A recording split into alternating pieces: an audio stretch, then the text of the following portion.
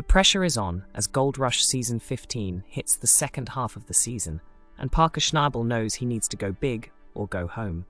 With a 10,000-ounce gold goal in sight, but still far away, Parker made a massive gamble in episode 14, one that could make or break his season. Meanwhile, Tony Beets is feeling the heat as his Paradise Hill operation struggles, leading to tensions with his son Mike. And for Kevin Beets, this episode was all about his first big test as a mine boss. Here's what went down in the latest episode of Gold Rush. Parker Schnabel drops a $2.5 million bombshell. Parker Schnabel has been fighting an uphill battle at Dominion Creek, where progress has been slow. Indian River has helped bring in steady gold, but at this rate, his 10,000-ounce goal seems impossible. So Parker made a huge decision. He gathered his crew, including Chris Dumit, Mitch Blaschke, and Tyson Lee, and broke the news. He spent $2.5 million to purchase Gold Run and Sulphur Creek ore. These grounds have produced $1.5 billion in gold since the 1800s. He planned to move Wash Plant Bob 25 miles, the longest plant move ever. "We'll see if it's congratulations or condolences," Parker joked, knowing this bold investment could either save or sink his season. The plan was simple. Since work at Ken and Stewart's was finished, Parker would relocate Bob to Sulphur Creek, where some ground was already stripped. But things didn't go as smoothly as expected. Can Parker's gamble pay off? Moving Bob 25 miles was no easy feat, and things hit a snag when Tyson Lee noticed a broken feedlit bar on the wash plant.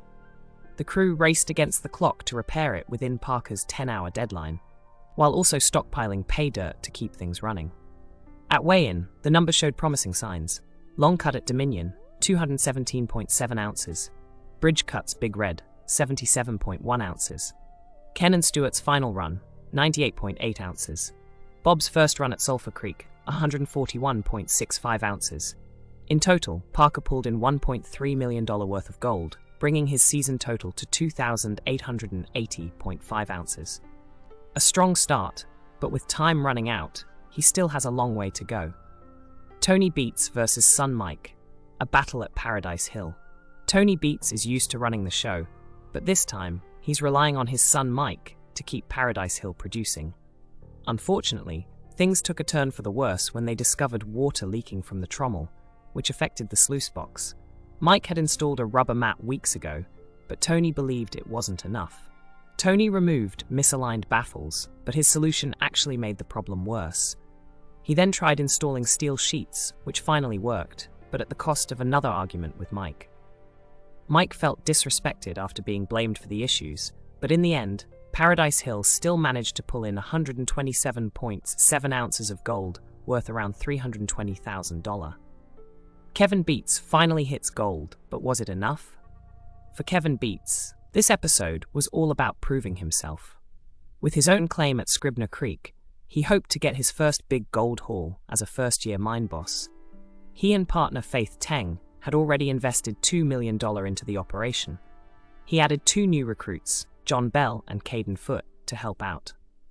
A giant rock got stuck in the wash plant, shutting everything down temporarily. Once they removed the rock, another problem hit. Spray bars broke, causing water to spray everywhere instead of washing gold properly. After repairs, Kevin finally had his first gold weigh-in of the season. 33 ounces, worth $82,500. Tony, never one to sugarcoat things, told Kevin he would need to ramp up production fast if he wanted to succeed. Is Parker's risk the key to success?